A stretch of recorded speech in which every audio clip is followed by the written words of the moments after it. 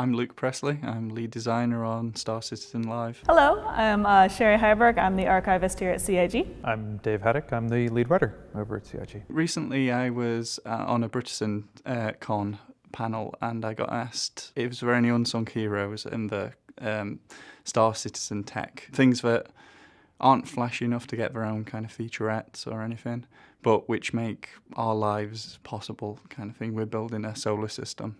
We're building a galaxy. So how do we build a solar system? We recently got a new tool called the Solar System Ed, or SOLED as we call it. It was something that was kind of, we made the brief here, and then Sascha Hober in Germany actually built the tool. What it allows us to do is build a solar system, build a hierarchy. I bring in a sun, and then I give it children, which are the planets. And then I give those children, which are the moons. And then I can give those children, which are, satellites. And I can very easily give them an orbital distance and just have, created the whole thing in a matter of minutes. And that sounds really simple. It sounds like something we should have been able to do from day one. When we started getting close to the deadline for the star map, we had to do a kind of heavy internal push to generate a lot of star systems. We were sort of thinking, this would be cool to have a system like this, and it would be cool to have a star like this, and astronomy, virtually every day you're finding new cool stuff that's happening, so we're trying to get as much of that stuff in there. We were sort of faced with this thing of we should probably see, because there's such an emphasis on realism, and while it may not be entirely accurate, plausible, I think was sort of the term. When we were building Crusader, for instance, for 2.0, what we'd have to do is we'd bring in Crusader and we'd set that down at the origin, which is 0, 0, 0 in the XYZ. And then we'd bring in a moon, and that'd be on 0, 0, 0 as well. To get it to the right orbital distance, we'd have to move it in either just the X or just the Y away from the planet. And that's in meters as well. So you can imagine how many meters away a moon is from a planet. And then obviously, if you've got 3 of these moons, you don't want them all at 90 degrees from the planet, so that means you've got to add some rotation on, which means what we had to do was we'd put down another object in the middle of Crusader at the origin, and we'd physically link it to the moon, and then we'd start twisting. That would move the moon around too, and you wouldn't be able to see it because it'd be too far away. And at the moment you've moved it off of pure Z or pure X or pure Y, you've lost that one pure number. It becomes 2 numbers that you have to do maths on to figure out. So it wasn't allowing us to be able to change this in future. Imagine if this scale changed. We just have to start again. What the SOLED allows us to do is, if we change the scale of the universe, we just scale down the numbers that the orbital distance away from its parent. In a matter of minutes, you would have a rescaled solar system. We try our best to make things as accurate as possible, but still respect the need for the players to actually enjoy what we have. We got a bunch of astrophysicists. The writers gave them the brief for each of these solar systems. They went away and came back with a spreadsheet that has an unbelievable amount of data in there, more than we could ever use. There's a service that actually a collective of scientists and researchers and stuff like that who basically volunteer their time to screenwriters, video games, stuff like that. You can contact them and they basically will put you in touch with an expert. Yeah, he was an astrophysicist who had served as a consultant on other properties before. We learned about star types and green bands and how long it takes to evolve life and the density of asteroid belts. And we basically got a crash course on how to build a system from scratch if you're not a scientist. They went to town on this. So the list that basically Sherry worked with them on was everything from the size of the system itself to where's the green band start, where does it stop, where's the frost line start, daily rotations, orbital rotations, perihelion. I mean, I'm going to throw out terms that I don't know what they mean, but the odd orbital patterns, inclination, declination, all this stuff. We kind of just take, for now, the size and the distance from the orbital distance from its parent, but obviously things like the density will affect the gravity of the thing eventually. It even goes into details like how the mass of a asteroid ring.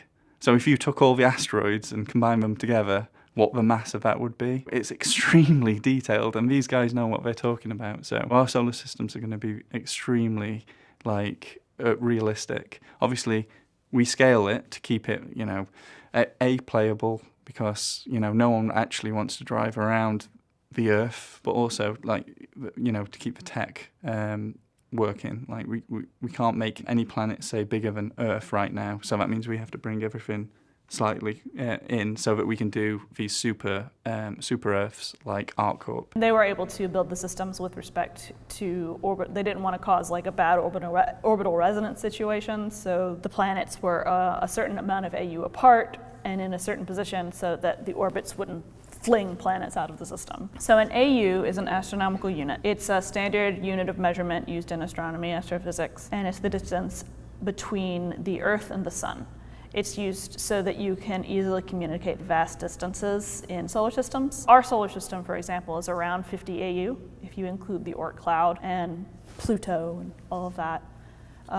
It's basically so you don't have to say something like this system is 575,809,473 kilometers. It'll factor in based on what our time dilation system is, like how long a day is in the game, whether that's at a scale, because it might actually, in a weird way, I don't know about the formula, but it might actually balance out. That basically if the time was running at a tenth of this, or 90% faster or whatever, then it would equal out.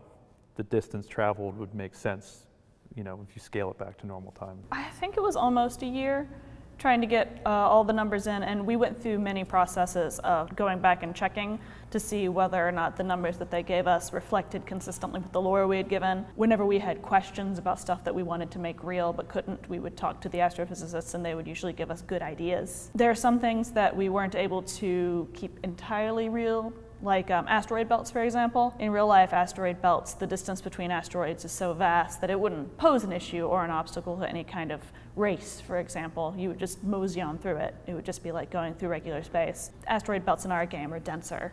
It's not like real life, but it's a lot more fun. And also we would have situations where they would say, hey, what you have presented in the lore is not possible, But what you can do is if you change this, this, and this, it's a minimal retcon from the backer's perspective, but it will kind of pull it into scientific feasibility, which was sort of the middle ground we kind of aimed for. But the thing we also learned was that space would be crazy. This can't happen. And then a week later, something would come out in the, NASA or someone would be like, oh, by the way, there's a diamond planet. And we're like, yeah, there's a diamond planet. There's a planet where it rains glass. There's a stellar cloud that's supposed to taste like raspberry schnapps. Space is really weird. There's a gas giant that's the color of coal, like pure pitch black, that we stole. Yeah, we definitely stole that. Yeah, space be crazy. The things we're placing with the Solid are obviously right now the procedural planets. Crusader will be a different entity because it's a gas giant. It'll be a gas giant entity that we've not got the tech for yet, but we'll have an amazing shader that goes around it and creates these wisps and these eyes and storms. Obviously, we can also, as I said before, put satellites going around and things like that. We also placed the asteroid ring around the solar system with it. They are building the systems on a 1/10 scale. So for example, if we have a system that's 200 AU in our notes, it comes out as 20 AU in the system that the designers are building. So that, like, number one, it's a lot more fun for the players this way, because systems that, if we had like a 200 AU system, it would take, I don't know, years for the players to get across it even. It's just it's an incredible distance. So we needed to scale it down so that, number one, it would be fun for the players, and number two, that we could build the whole thing seamlessly within our engine. Quantum travel is kind of locked at around 1/10 the speed of light. So, even at that, it's going to take a really long time to fly from place to place. So with real long haul travel things, it's going to take, I won't say where the example took place, but there was a situation where something was going to be traveling in quantum travel for 20 minutes. So, break out your cards and load up your Netflix queue. While you're in quantum travel, you could get up out of your chair. I mean, considering you have a multi-crew ship, you would get up out of your chair and stuff like that. And if something yanked you out of it, then you would have to, run back. And it's also the thing, it's like quantum travel, the idea was that quantum travel only moves in straight lines. The reason why your body doesn't liquefy is that there's this sort of anti-grav bubble around you, but because you're moving in a straight line, you're not getting that sort of the intense pressure. But if you were to turn suddenly, you would go flying against the wall at 1/10 the speed of light, which would probably hurt. Yeah, it might hurt a little.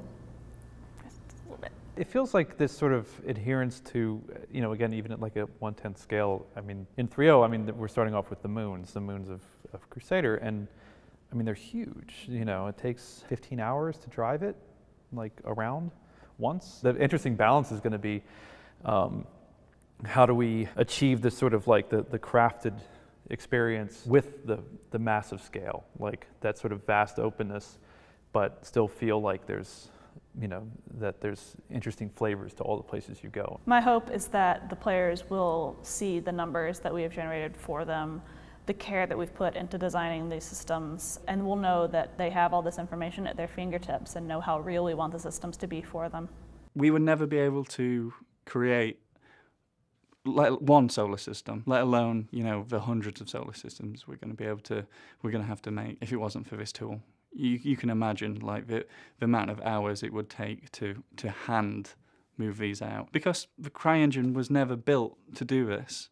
I say it sounds extremely simple, and it is a simple tool, but it wasn't there out of the box.